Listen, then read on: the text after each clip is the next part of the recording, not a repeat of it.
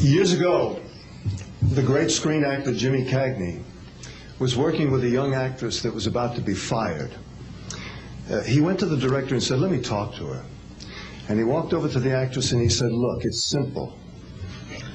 You walk in the room, you plant your feet, look me in the eye, and tell the truth."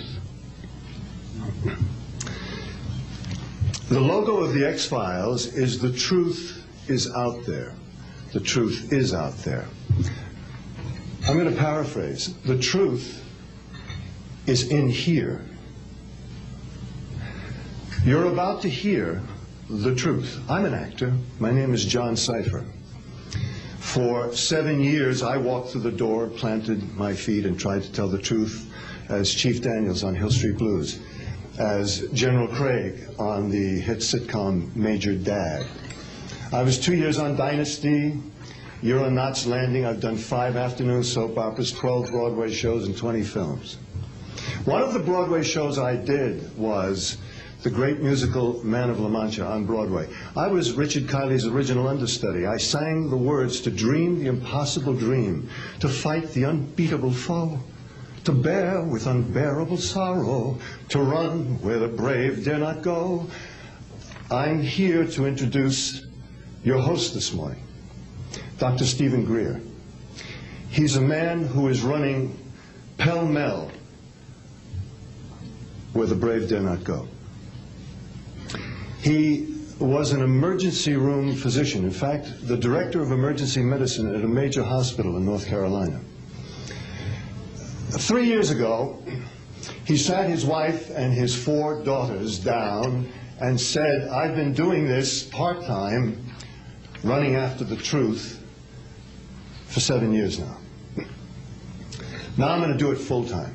He walked away from all that money to pursue the truth.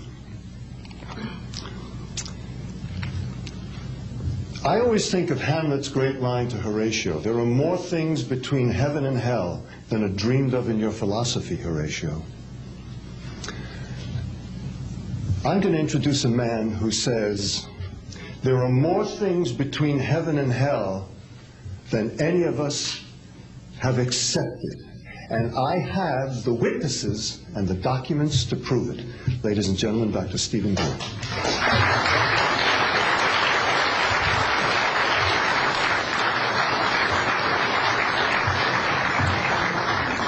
Thank you very much, John. Members of the press, the American public, and people of the world. We are here today to disclose the truth about a subject that has been ridiculed and questioned, denied for at least 50 years. The men and women who are on this stage and the some 350 additional military intelligence witnesses to the so-called UFO matter and extraterrestrial intelligence can prove and will prove that we are not alone. I would like to thank Sarah McClendon, who is with us today, the famed White House correspondent, for her sponsorship of this meeting. Thank you very much, Sarah.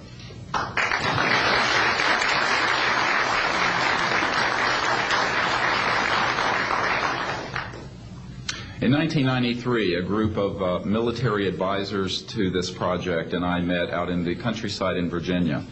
And we decided that it was time for civilians, military, intelligence, and other people to come together to disclose the truth about the subject which is called UFOs. Since that time, I have personally briefed a sitting director of Central Intelligence, James Woolsey, President Clinton's first CIA director. I have personally briefed the head of the Defense Intelligence Agency, the head of Intelligence Joint Staff, members of the Senate Intelligence Committee, many members of Congress, members of the European leadership, the Japanese cabinet, and others. And what I have found is that none of them are surprised that this is true, but they are uniformly horrified that they have not had access to these projects.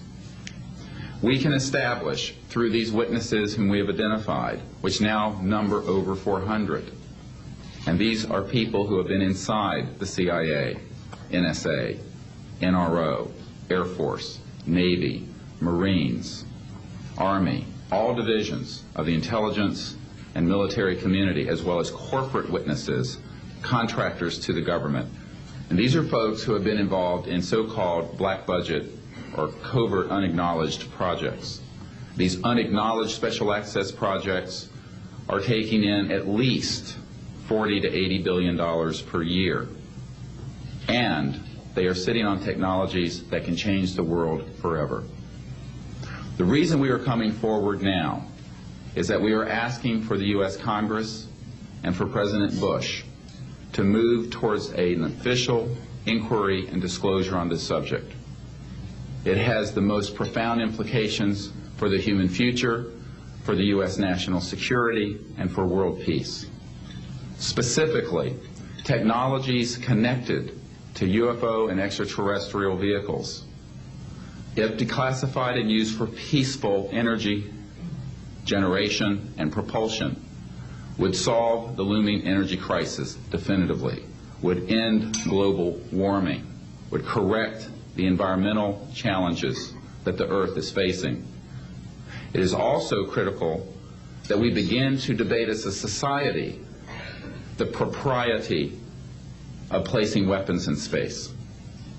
If indeed, as we can prove, it is true that we are not alone and that space is territory which we are sharing with other civilizations, it could be a very imprudent, destabilizing thing to place weapons in space. This is not being debated because it is off the national and international radar screens. It needs to be placed on it, and we are here today to do it. We can establish through this testimony that these objects of extraterrestrial origin have been tracked on radar going thousands of miles per hour, stopping and making right-hand turns, that they use anti-gravity propulsion systems, which we have already figured out how they work in classified projects in the United States, Great Britain, and elsewhere.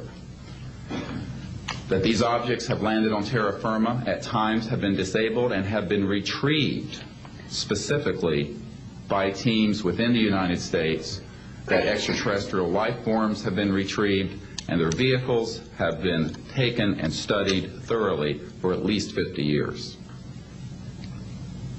We can prove through the testimony and documents that we will be presenting